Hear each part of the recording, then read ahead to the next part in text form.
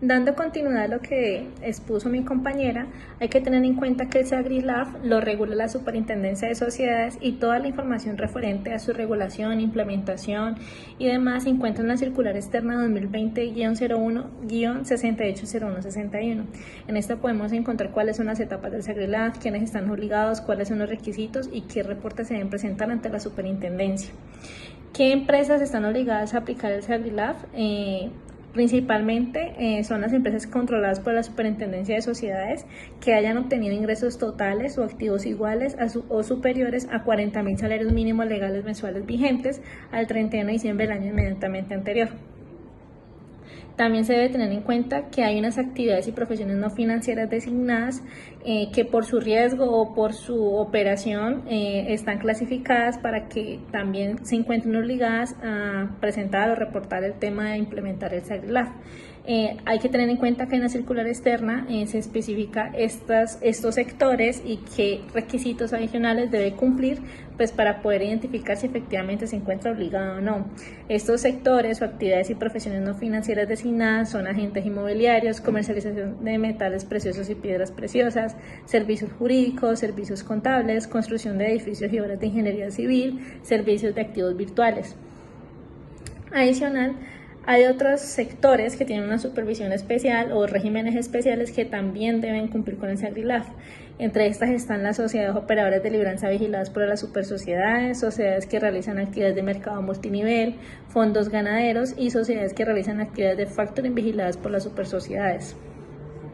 Entonces, realmente, en resumen, la obligatoriedad de implementar el SAGRI-LAF depende principalmente de dos factores, de sus ingresos o activos o de su actividad económica. Y como lo indiqué anteriormente, hay que dirigirse a la circular de la Superintendencia para validar estos requisitos específicos y evaluar si realmente se debe implementar el SAGRI-LAF dentro de las compañías.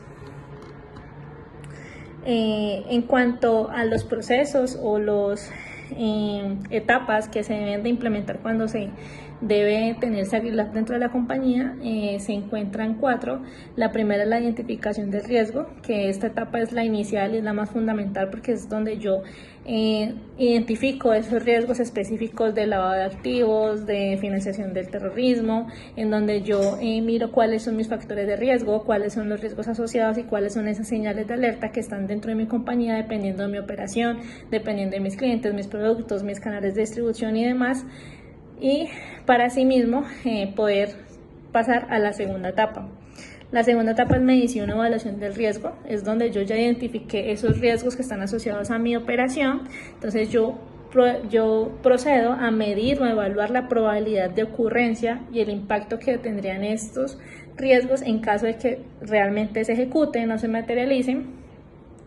Para esto yo voy a utilizar diferentes metodologías como matrices de riesgo, análisis cualitativos y cuantitativos. Esta etapa permite priorizar los riesgos y enfocar los esfuerzos en aquellos que representan mayor amenaza, porque digamos que por la operación de tu compañía pueden existir diferentes riesgos, pero hay unos que tienen mayor probabilidad de ocurrencia que otros. La tercera etapa que se debe implementar es el control de riesgo. En esta etapa se diseña e implementan los controles necesarios para mitigar los riesgos identificados y evaluados. ¿Qué controles pueden ser o qué controles se pueden implementar? Políticas y procedimientos, debida diligencia del cliente. Cuando me refiero a debida diligencia del cliente es procedimientos para conocer a los clientes, verificar su identidad, evaluar su perfil de riesgo, entre otros.